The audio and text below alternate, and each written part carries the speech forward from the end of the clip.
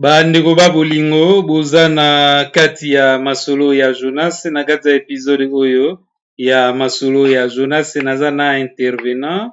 Alors tuza kolobela nini, tozali na des extraits ya ba video oyo tuza kotala ensemble. Na ba extrait wana bandeko ba journaliste ya Actu du Net bayambaki Kelly Charleston ya Fally Ipupa oyo azalaka pe leki ya champion esthétique.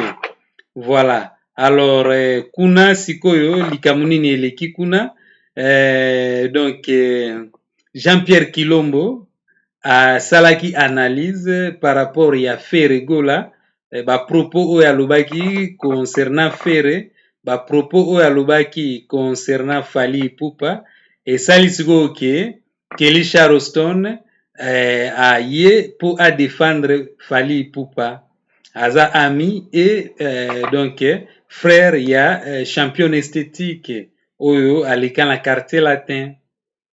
Alobi parce que aza mutu ya Fally a défendre Fally, mais na ko défendre Fally wana makambo mosusu alobi concernant Fere, donc a changer makambo nyonso oyo Jean-Pierre Kilombo alobaki andimi ata mon côté. Tango bokoyoka donc ba propos ya Kelly Charleston nde boko comprendre pena bien likambo yango elekaki ndenge nini. Alors intervenant na biso Idrissa ye pe aza kosoigne pe image ya Fere pe aza na batu, elobi te ke mutu ifo azala kaka bureau ya Fere po a répondre, non. Donc mutu nyonso oyo amoni ke akoki a défendre valablement awa to yambaka bango.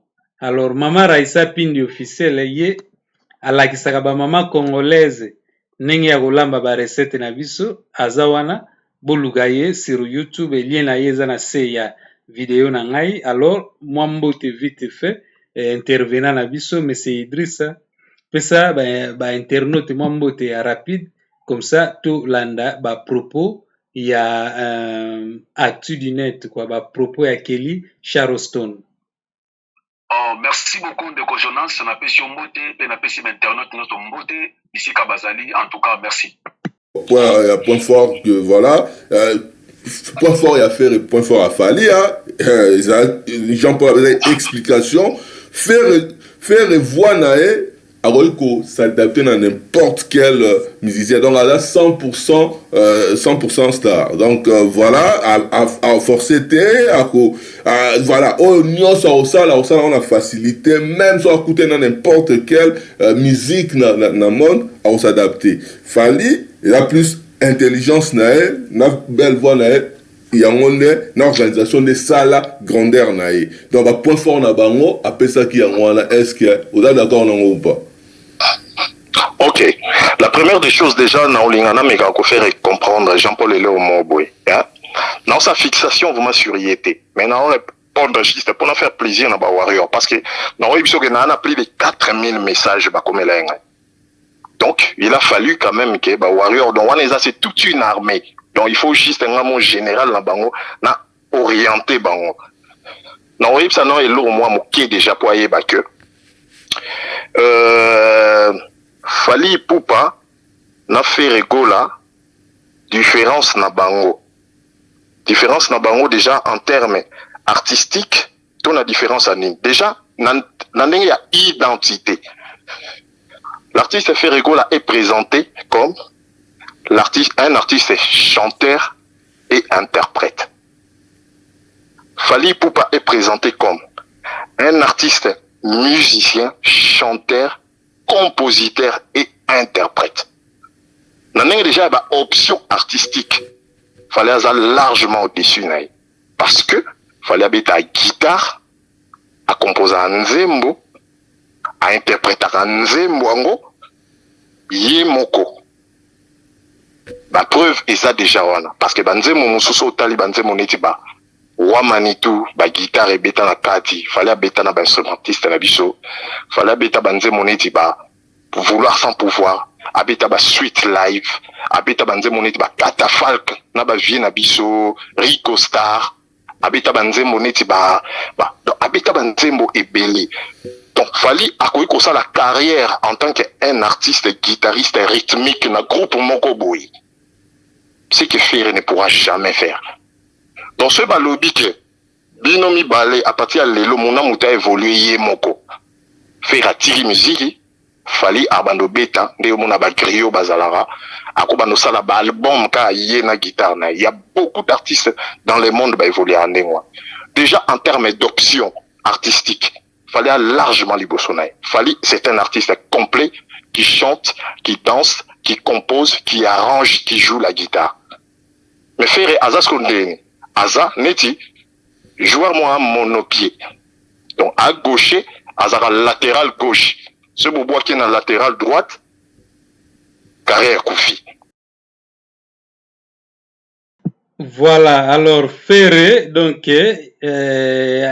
azana ba option belete ndeko ogo lobanini par rapport à propos. On a deuxième extrait zoya, yango pesa très intéressant. Ogo lobanini par rapport ya likamo ya identité, moins d'options, muninga ba option belé. Ndeko Jonas omoni kutu avana banda koloba na seki nanu. Pourquoi na seki? C'est parce que ndeko na biso Charlie, je crois que a yebi nanu makamba banda koloba te à ce qui concerne des options. Option soki na yina loba ndenge ya alobi boy. Artiste Fally Ipupa azali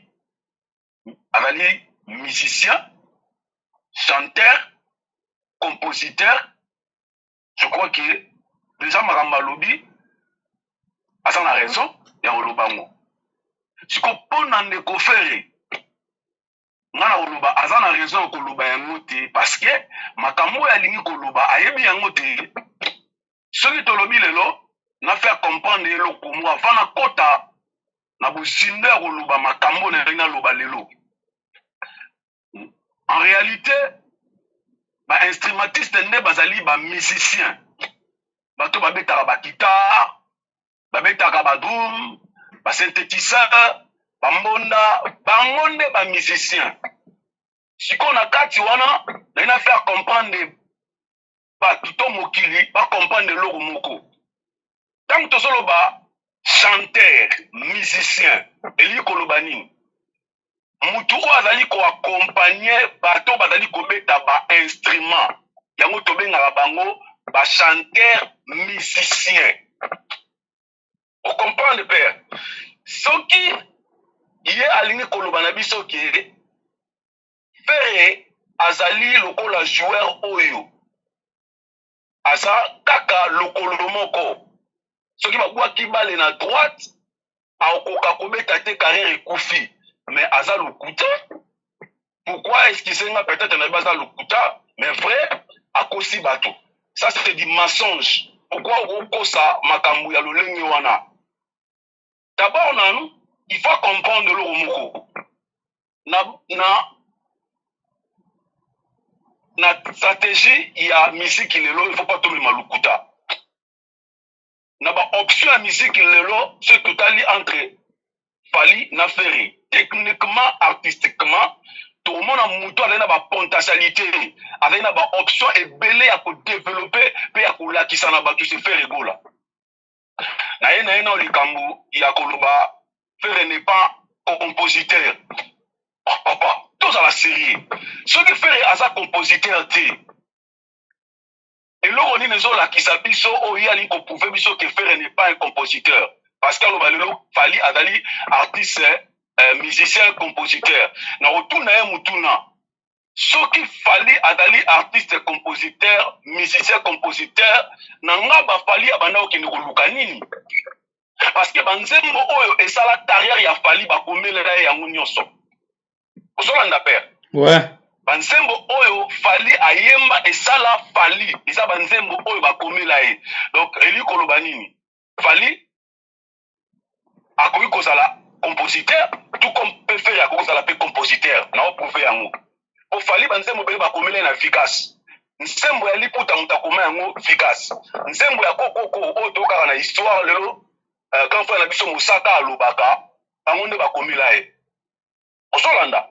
Alors, soki toye toloba parce que ye azali ami de Fali au défendre Fali près Fali kalobi aye pour asepelisa ba warion ouais aye te pas prouvé mais aye ko sepelisa ne batu donc na ko sepelisa batu wana abandi ko kosa batu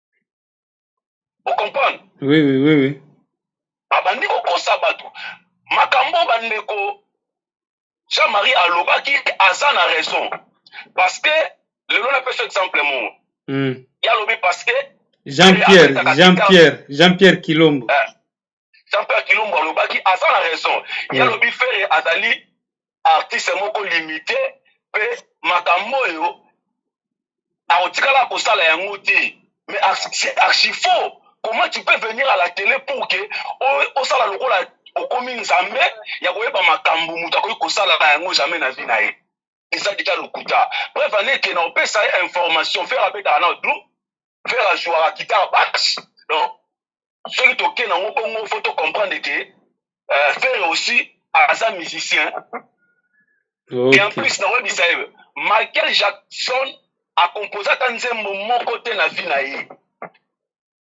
masala Michael Jackson non to comparer un artiste moko te Papa Wemba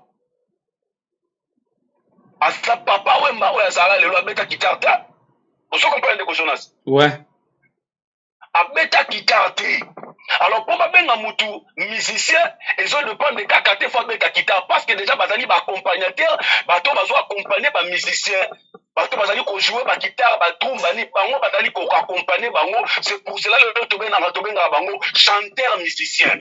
OK alors on a ba option oui na ba option on a déjà akoyi po alobi makambo eza na nzela te likambo ya ba composition faire pe a composer ba nzembo faire aloba yango na TV non aloba boye eza na ba nzembo musu ba parolier ba ela biso eza na ba nzembo mususu to composer yango pe biso moko yesi ko la liko prouver biso ke faire na composer la vie na été po ya yebi faire ko le kaba aouye ba Fali bien ko aza ami ya Fali mais ayebi vérité. OK voilà on comprend on ngai OK donc côté wana soka yekoloba na biso nga na koprouver sikoyo Fali azali artiste complet mais ayembaka ba demi-ton na ba corps vocal ya makasi au moins beke mutu aopanza gorge aodévelopper gorge na ye fere ya koloba kutu te mokili mobimbeyebi. OK voilà artiste mane nga lobi wana techniquement fere ayembaka na ba violent au moins na ba violent ezo beta fere azo ma Fali n'a jamais fait ça asala yango te fere ayembaka ozoka fere azoyemba piano ezobeta Fali na sala yango te siko entre bango mibale entre les deux tokoloba nani azali na ba option likolo ya moninga fere ouais fere c'est ça eza clair fere aza na ba option ebele oyo soki abimisi akamusaka toujours bato Fali na jamais akamusaka na bato te na voix na ye ke ayembeli oyo bato baza surpris fere abimisaka bato miso donc akamwe donc soki makambo aoloba wana parce que aza ami ya Fali eza clair to comprendre mais soki alobi makambo afere akomposaka te akosi soki alobi ke fere abetaka guitare te akosi parce que fere abetaka guitare basse abetaka drum donc eza biloko oyo bango baza na bango eza baoption baza nango eza bango mpe baza idem mais na automatiquement na basystème oyo ke mutu azoyemba aokota na baoption azodévelopper voix Fali aza te eza butu na moi. OK voilà tolanda deuxième extrait et comme ça juste après on a tout sugisi épisode oyo voilà et je fais play na oyi biso ke nga na lekia un artiste oazala drummer ya Koffi Olomide champion esthétique c'est mon frère voilà le public yo sepela voilà public yo sepela toyaka la moko na émission o esali voilà esali tolé na internet parce que bato baza to 1000 commentaires bato bazo se déchaîner na ndenge moko boye par rapport à comparaison oyo l'actu du net tout ça qui entre Fali Ipupa na Ferrego là voilà on a reprendre analyse à Jean-Paul hein. Bon jusqu'au au pesanga tant sous avis non par rapport il y a Jean-Paul Alobaki parce que peut-être que Rosa Maramu oh Rosa attend sous d'accord na habité on a relevant comme ça yo va couper sangai un peu avinayo bon elle va le faire rigola azali abima avant Fally Ipupa alari espoir lumière et image il y a génération il y a ba Fally tout ça parce que bango yé abetana batu oyo batu nyonso wana ko rêver babetana wana ba jibem piana tout ça donc est-ce que argumentation wana ya Jean-Paul yo ozo trouver en ndengeni bon pour la question na yo ezali que l'artiste Ferrego là on a un respect makasi à la fierté à Congo pe lokola aza nani aza espoir aza lumière image ya génération na parce que il a intégré qui orchestre nene o ba nyonso wana ko rêver sérieux ana o bango ba net ko taleta sunanda ku voilà intégré qui ango donc aza espoir il y a ba jeune nyonso ba mona ki non to ko ça l'effort pe pour na to ko na ba niveau ana donc voilà qui argumentation il y a Jean-Paul bon je respecte les avis nae et là on a actu net parce que boloba ke avis na bino et la parole l'évangile d'abord na linga phrase wana trop parce que ça veut dire que vous avez nzambete mais ngana on le belo mongo Ferrego là abima avant Fally donc azala espoir à batu mais non comprend non dans sens ni Ferrego là abima avant vieux Jean Goubal entre toi et moi tu penses vraiment que musicalement parlant artistiquement parlant Ferré à l'église vieux Jean Goubal donc, Obima Vamutu, cela ne fait pas de toi meilleur que l'autre. Non. Et en plus de cela, Fally a espoir et a fait rigola oya. Tous ont un contexte. Ouah, tous ont un ennemi. Tous ont un mis à 94, ceux qui 95, ceux combien. Tous ont la carte contexte. Fait rigola na winga zaki nani o fallait envier. Donc, bêta qui va grand oyo à l'époque. Toké malembe père. Toké malembe. Toké Malembe, abeta na bango nini, abeta album mon côté, la philosophie des Wenge bon chic bon genre. Alors, naza vraiment un grand respect né, non manqué respecter. Mais la philosophie des Wenge bon chic bon genre, abane qui o azaki attaque na image ya philosophie mo ya point mon côté bano relié na Wenge. Azaki piéton, azana makolo, azana pantalon ya bien té. Ayemba album te et l'eau monté. Fallait convier artiste à bongo parce que même yemo ko faire place à ça ayebi que ayoke lenga musique tango wenge kabona koti na maison mère. Ayoke lenga musique. Père, Fally Ipupa à 42 ans. Faire à cause à la légèrement mon colonel muso il y a une année. Génération na biso na Jean-Paul, na yebi âge à Jean-Paul te mais je parie fort que toza à peu près âge mongo. Biso batu bane ko éblouir biso na wenge c'était ba Alain Pela afande Fally Ipupa zaidi ya mwana bandala zaidi mwana mobwe auta cité mwa banlier to auta soki ba mboka mo kota ba kinkole soki wapi soki ba mbanza ngote Fally Ipupa zaidi ya garçon bandala pa wenge botama akon vie faire ndeni garçon mo uti ngere aluka espace na nenga wenge. Ba musicien biso tondo ou convier zénith ba mochoa. Moi j'ai mon frère cousin nangai Tofla Mobamine que je salue à Montréal. Mochoa bandoya je batante nanga ndako. Au sentiment que 300 600 sports et na parlé donc au moni mochoa moni choko qui tibo osa ébloui.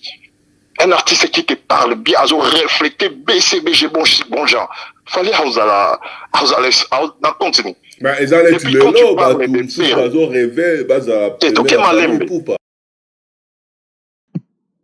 Voilà, Ferrego là sans impact. Ferrego là donc moi la ngiri Fally moi la bandal. Donc oloba nini par rapport à ma propos ya Kelly Charleston, monsieur Idriss. En tout cas, on a regretté énormément. Pourquoi on a regretté? Parce que Neko Kelly a levé le mot boy. A dit, ils allaient qui attend la philosophie moroti. Et pendant qu'il corrénir Ferrego là, à idéologie, il y a Wenge. Oui. Parce qu'il y a la voiture. Oui. Est-ce que tout ça va t'amailler? Est-ce que tout ça comprend que c'est comme si Neko, abanda ko yeba makambo banda o lobati. Le je peux donner un exemple. nake na campagne moko boye engagé nga na campagne wana papa Oui. nazwi nano mutuka te Oui. donc c'est-à-dire solo kwa nazwi mutuka te donc eza na philosophie moko te to contrat moko te eza korenir nga to eza korenir nga na campagne wana mpo naza na voiture te ça n'a pas de sens parce que tomonaki déjà affaire na bapodium ya wenge donc azalaki intégré na wenge donc pour que atala na idéologie to na philosophie ya wenge oyo ya tout ce qui a koloba wana pour faire avec na voiture que c'est archi faux et ça lokuta na ye sikola na faire comprendre génération ya bafali ya bafere babandaka ko rêver déjà ba jibe ba wera ba dol ba yema na bango eza makambo lokuta te makambo ndeko na biso Jean-Marie Kilombo alobaki aza na raison parce que Jean-Pierre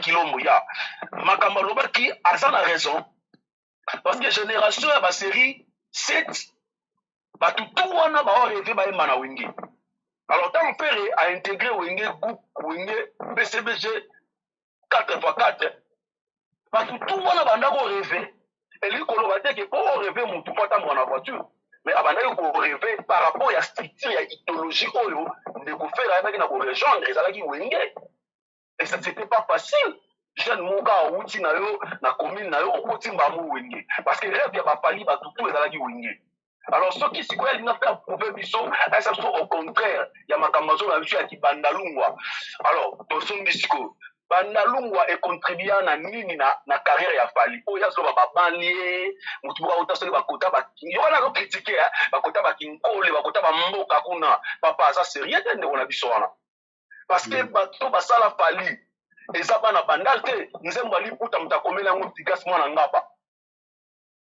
osolanda banzembo esala force ya fali eza bana bandal bakoma yango te tigasi akomo banzembo ebele oyo esala fali komo kozala na mwa légèreté mwa comment dirais-je mwa facilité wana ozala na mwa façon moko boye ya koloba makambo donc oza na facilité moko boye ya kokritike bato c'est pas que ya kokritike bakomi na bato mosusu auta bamboka kuna non pere aza mwana ngiringiri ozo comprendre alors lelo oyo soki misika ya kongo tokoma kobenga ngo misika ya ndombolo partout na monde eza parce que kalucha azala na ngiringiri lelo oyo bajeune to bakoma kolanda idéologie ya Bill Clinton aza mwana komini mwana ngiringiri animateur tout aya na idéologie pa koma lokola Bill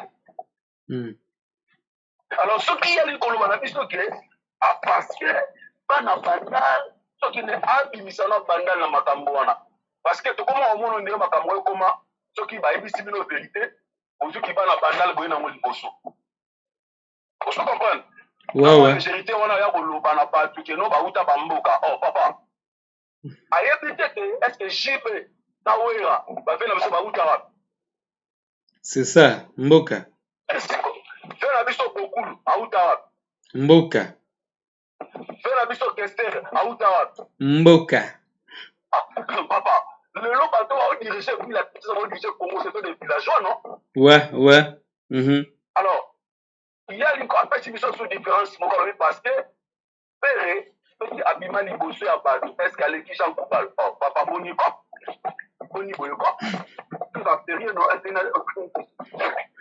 naobi ke tozala sérieux omoni bape na biso bajean kubal baza na bandenge na bango bamemamaka bandenge na bango koyemba ndenge na bango mais lelo oyo pere aza na eloko oyo akokobe bato te parce que aza na makambo oyo asala na misiki wana ouais ozo comprendre oui donc oyo lelo so totie mpe na motu te azoba te est-ce que ve na biso jean kubal babenga grand chanteur na Congo te jamais ve na biso jean kubal babenga grand chanteur en Afrique te peut-être compositeur et puis na Congo kaka na world tomona journaliste lokola Claudisha alela abi affaire quand chante kasi bayake journaliste aleli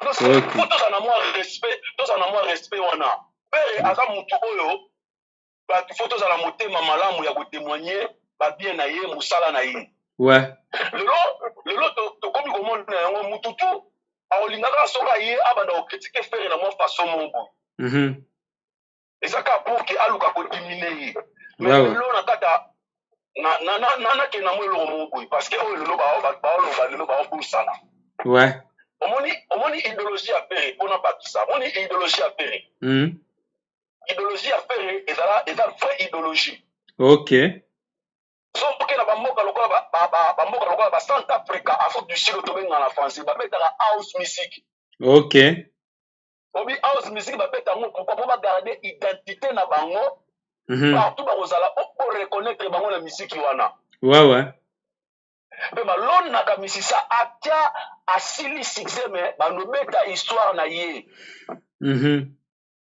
lelo mutu lokola Michael Jackson malgré ayebana na monde te mais histoire ya Michael Jackson e bakobeta yango na États-Unis ezani bakobeta yango na Congo te oui parce que Michael Jackson na États-Unis avant akoma international na monde entier avandisaka misisa na États-Unis mais lelo eza na misisa mosusu na Congo kutu avandisi na misisa te mais aopréféré avandisa misisa libanda oyo esika kaka bakobosana ye bakobetaka lisolo na ye te mais na mboka na ye bakobeta lisolo na ye de génération en génération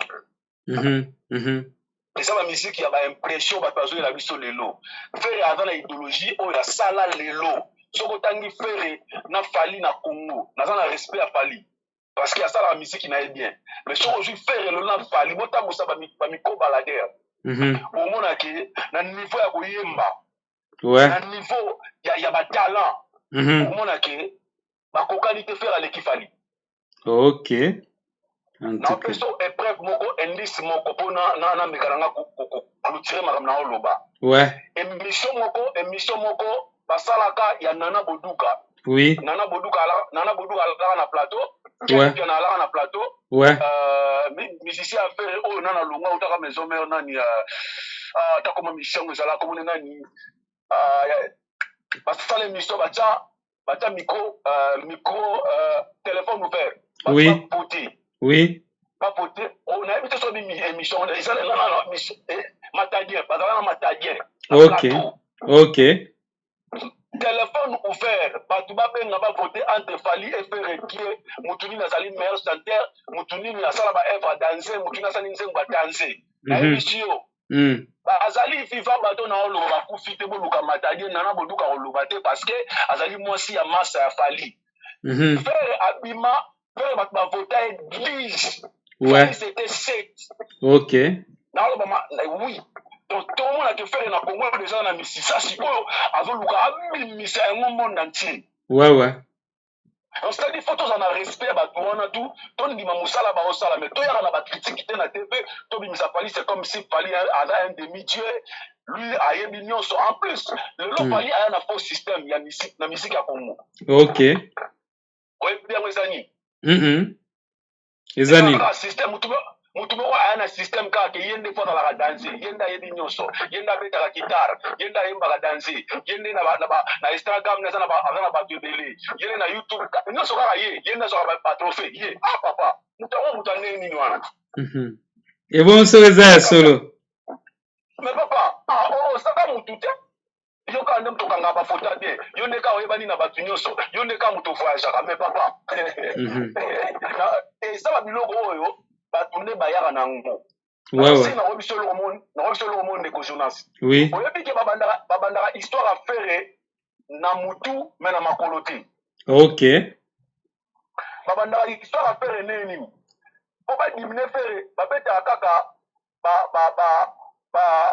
baespoir moko ya lelo me ya Fali babandaka nango na baespoir ya kala ti baomata nango na baespoir lelo donc juste mpo kaka badimine artiste Fere exemple mo baotobeta bacoustique awa directement mpe na biso kwanda postaka acoustique na ye Fali mpe apostaka acoustique na ye bato siko babandi te Fali abeta acoustique na TV5 Fere pa beta acoustique na RFI Fere pa beta acoustique na TV5 mais pourquoi bolobeli ya oyo Fere abetaka na TV5 te pourquoi bolobeli oyo Fere abetaka na RFI te bobandi kaka oyo eza acoustique te ozomona teke bato baza na mwa système moko boya motema mabe mpona kodimine mutu bien sûr oui nazongi mwa moke ndenge ndeko na biso alobaki na likambo tali artistique oyela biso concert ya acoustique ya Fali oyo abeta na Olivier Chimanga oyela na biso concert ya acoustique fer abeta na Olivier Chimanga. Bocha ba concert wana nyonso mibale. Bomona siko mutu nini azali na niveau artistique koleka moninga na son, na image, na koyemba, na arrangement. Bato ba juger. Oya lisusu kotala ba clip na bango mibale. Ouais. Clip papa ya fali. Omona ba clip afali eza lokola ba clip bato ba filmer ngo na ba caméra amateur. OK. Na ye na bino na clip na keka na clip moko. Ouais. Générique na auto sala ba simba ba machette. Ba épée. Soit générique ya père ou atala qui premier soin. Tala siko qualité ya image. Tala qualité ya habillement. Tala qualité ya son. Omona ke faire représenter eloko moko boye na elengi ya kotala yango. Ouais. Biloko wana artiste ke bazali ensemble ya makambo nyonso. Otali ndenge bato baprésente podium na bango, bato baprésente son na bango, bato baprésente visibilité na bango. Oyaka na biloko ya ndambo to lobi mwa artiste mo bato badi ke oyo alobi eza na intérêt. Pe alobaki na biso ayaki kosepelisa ba warion. Ayaki koloba vérité te. OK. En tout cas. Voilà. Voilà.